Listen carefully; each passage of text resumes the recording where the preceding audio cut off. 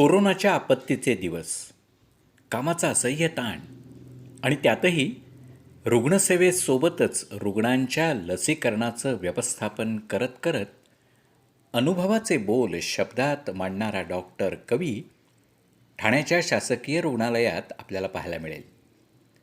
Doctor Vilas Salve व्यवस्थापनशास्त्राचे एक उत्तम नियोजक असल्याचं त्यांना पाहिल्यावर आपल्या लक्षात येईल.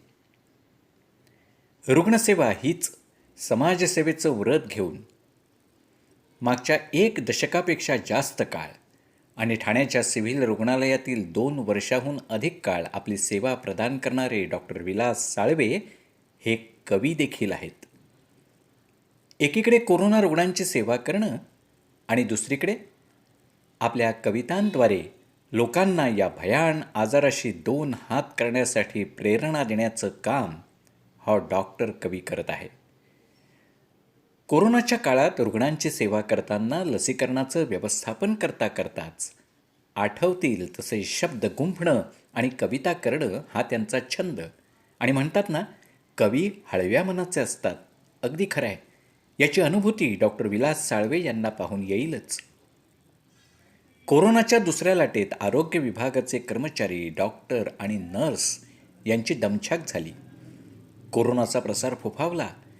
रुग्णांची संख्या, मृत्यूचं वाढलेलं प्रमाण, रुग्णांच्या आप्तेष्टांचा रोष, प्रसंगी हल्ला, या सर्व गोष्टींना, घटनांना तोंड देत नव्या रुग्णांचा प्रवेश, रुग्णांना बेड उपलब्ध होत नाही आहेत, रुग्णालयात क्षमतेपेक्षा जास्त रुग्ण आहेत, त्यांना रुग्णसेवा, मनुष्यबळ कमी पडतं आहे, अशा बिकट प्रसंगी डॉक्टर विलास साळवे यांनी आपल्या अन्य सहकारी डॉक्टर्स तसंच नर्सेस, वॉर्ड बॉय, आया यांच्याशी समन्वय साधून तणावाखाली का पण रुग्णसेवा सुरूच ठेवली. पण तणावाचा स्फोट कुठेही होऊ दिला नाही. रुग्णसेवा आणि कोरोनाच्या समजुती, गैरसमजुती असल्यानं समाज प्रबोधनाची गरज असल्याचं डॉक्टर विलास साळवेंच्या लक्षात आलं आणि त्यांनी तणावाखाली शब्दांची वेच करून शब्दरूपी पुष्पमाला तयार करण्याचा छंद आपल्या कवितांच्या माध्यमातून पूर्ण केला. घटनेशी निगडीत तर कधी हल्लाबोल तर कधी रुग्णसेवा यावर त्यांनी या काळातच आपल्या कविता रचल्या. समाज प्रबोधनाचा आपला ठेवाही जपला. कविता करताना कामही सुचत होतं आणि काम करताना कविताही सुचत होत्या. याच कविता त्यांनी स्मरणात ठेवल्या. घरी असताना, कर्तव्यावर नसताना, चहा घेताना मिळालेल्या प्रत्येक वेळेत शब्द गुंफण्याचं आणि आपला छंद पुरा करण्याचं काम त्यांनी केलं. एक म्हण आहेच ना, असेल आवड तर होईल सवड. धावत्या जीवनात संवाद कधीच नसतो. माणूस अंत्ययात्रेतच विसावतो. अशा घाईगर्दीत सवड काढणं म्हणजेच त्याची आवड असणं हे विलास साळवे यांच्याकडून दिसून आलं. एकीकडे या कोरोनाचा कठीण काळ, लोक मानसिकरित्या खचलेत. अशांना यातून बाहेर काढण्यासाठी डॉक्टर विलास साळवे यांच्या कविता खूपच मदतगार ठरत आहेत. खरं तर त्यांच्या कविता मानसिक औषधाचंच काम करत आहेत. अशा डॉक्टर कवी विलास साळवे यांच्या या कविता छंदाला चौफेर वार्तातर्फे सलाम. आपण बघतोय आहेत की ह्या कोरोनाच्या काळामध्ये स्वच्छता, एक वैयक्तिक स्वच्छता आणि परिसर स्वच्छता याचा खूप महत्त्वाचा रोल आहे. आणि आपल्याकडे एक संत होऊन गेले, संत गाडगे बाबा, का त्यांनी आपल्याला त्या काळी स्वच्छतेचं महत्त्व, रोगराईचं महत्त्व किती व्यवस्थित त्या काळी आपल्याला समजून सांगितलं आणि ते अद्यापही आपल्याला कळलेलं नाही. आणि म्हणून संत गाडगे बाबा आणि कोविड-19 ह्या विषयावर मी एक कविता मला सुचलेली आहे, ती मी तुम्हाला सादर करतो. कवितेचं नाव आहे संत गाडगे बाबा आणि कोविड-19. संत गाडगे बाबा, आता तुमची आठवण झाली. कोविड कोरोनाने जगात थैमान घातले आणि स्वच्छतेचे तुमचे कीर्तन आठवू लागले. फेस मास्क, हँड सॅनिटायझर आणि हँडवॉश यामुळे तुमच्या हातातील झाडूची किती शक्ती आहे याची जाणीव आता आम्हाला झाली. संत गाडगे बाबा, आता तुमची आठवण झाली. लॉकडाऊन आणि सोशल डिस्टन्सिंग यामध्ये मंदिर, मस्जिद आणि चर्चही सुटले नाही. नवसाला पावणारी जागरूक देवस्थान कोणीही भक्ताच्या मदतीला धावले नाही. एक छोटासा व्हायरस एकाही देवाला थांबविता आला नाही. आता आम्हाला कळले, आमचे संरक्षण कोणताही देव करू शकत नाही. आत्मनिर्भर बनणे हेच तर कोरोनाशी लढणे आहे. संत गाडगेबाबा, आता तुमची आठवण झाली. कोरोना शीतयुद्धामध्ये काही PPE घालून लढले, काही PPE घालून लढताना दिसले, काही हातात झाडू आणि सॅनिटायझर घेऊन लढताना दिसले, काही खाकी वर्दी घालून लढताना दिसले, तर काही सत्यवार्तांकन करताना दिसले. खरं तर त्यांना देवच म्हणावेसे वाटले, पण ती एक अंधश्रद्धाच होईल म्हणून त्यांना कोरोना योद्धाच म्हटले. संत गाडगेबाबा, आता तुमची आठवण झाली. मंदिरे नको, शाळा बांधा, दवाखाने बांधा, हे तुमचे कीर्तन आठवतं आहे आणि किती चुकलो हेही आता कळतं आहे. देव देवळात नसतो, ते कोरोनाने पुन्हा एकदा दाखवलं आहे. स्वच्छता स्वच्छता हाच एक देव आहे, हे तुमचे कीर्तन आता मनाला भावलं आहे. कोरोनाचे काय होईल ते होईल, पण स्वच्छता हीच आपली कोविडची लस आहे, हे आता मनाला पटलं आहे.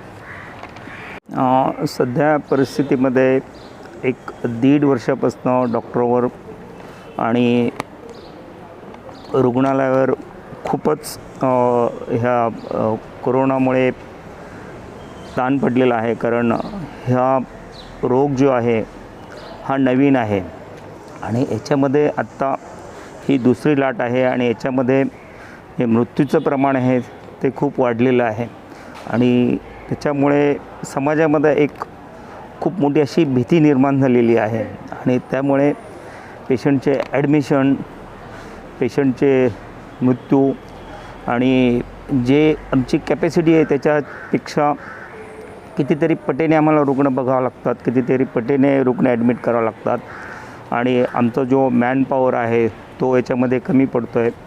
आपले रिसोर्सेस पण कमी पडतात आणि हे सगळे असतानाही आम्ही आमचे शर्थीचे प्रयत्न हे अहोरात्र आम्ही चालू ठेवत आहोत आणि कुठल्याही घटना जरी असतील तरी त्याच्याकडे आम्ही जास्त हे करत नाही. कारण आमचं हे जे व्रत आहे हे समाजसेवेचं आहे, रुग्णसेवेचं आहे. त्याच्यामुळं ह्या ज्या छोट्या मोठ्या घटना घडतात त्याच्याकडे आम्ही दुर्लक्ष करून आम्ही आमची ही सेवा चालू ठेवत असतो. कीच समाज प्रबोधनाचं काम ह्या ठिकाणी खूप महत्त्वाचं आहे.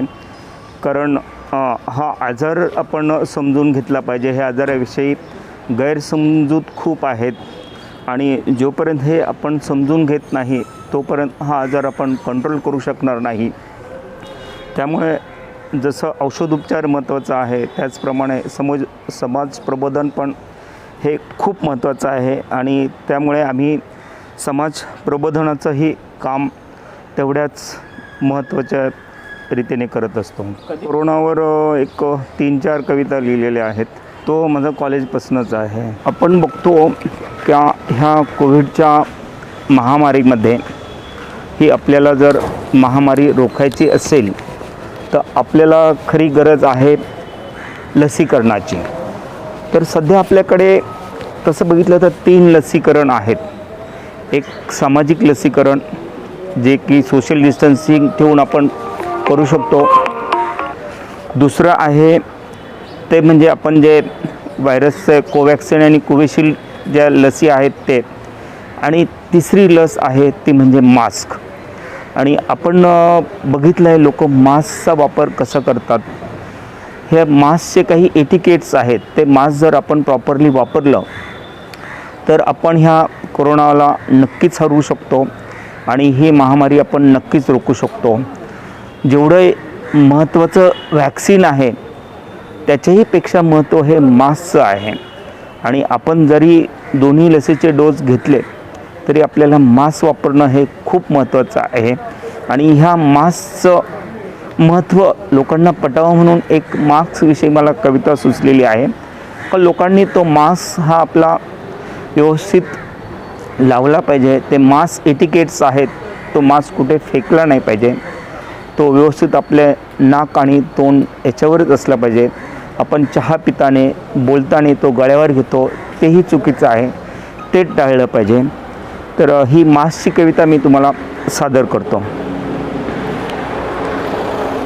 तुझा मास नाकाच्या खाली आला, नाकाच्या खाली आला. मास नीट घाल करू नको तू चाळा. मास नीट घाल करू नको तू चाळा. हा कोविड बाबा डेंजर हाय, हा कोविड बाबा डेंजर हाय. जगात त्याची दहशत हाय, जगात त्याची दहशत हाय. शहाणा बन मास्क नीट घाल, शहाणा बन मास्क नीट घाल. काळजी घे हा स्वच्छ धू. वॅक्सिन करू नको, वॅक्सिन करू नको. मास्कला पर्याय शोधू नको, मास्कला पर्याय शोधू नको. कोरोनाचे हे युद्ध कमजोर करू नको. तुझा मास नाकाच्या खाली आला, नाकाच्या खाली आला. मास्क नीट घाल करू नको तू चाळा.